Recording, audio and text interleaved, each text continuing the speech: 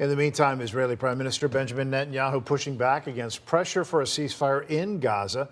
Earlier today, President Biden told reporters that Netanyahu is not doing enough to secure one. Several demonstrations are underway in response. WGN's Angelica Sanchez reports from the Loop.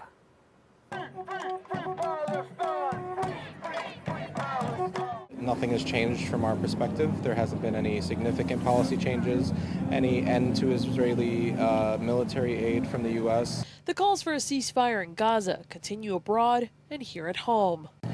All of those things and demands that we made 2 weeks ago are still demands that we're asking for now.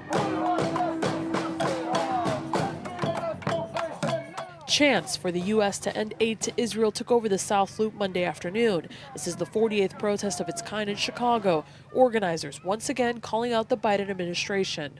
We're beyond the demand for a ceasefire at this point. Our demand is to end military aid and political aid and all forms of aid to the state of Israel.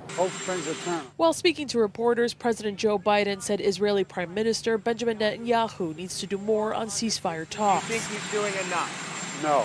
For the second day in a row, hundreds of thousands of people have taken over Israeli streets in protests. This after Israel's military recovered the bodies of 6 hostages killed by Hamas. Thousands of workers in Israel are now on strike in anger over failure to secure a ceasefire and release of the remaining hostages. Prime Minister Netanyahu is pushing back against the criticism, saying in a news conference he will not be preached to. Following a rally in the South Loop, protesters marched down Michigan Avenue, saying demonstrations like this will be ongoing even on holidays like today to make sure their demands are heard. Reporting in the South Loop, Angelica Sanchez, WGN News.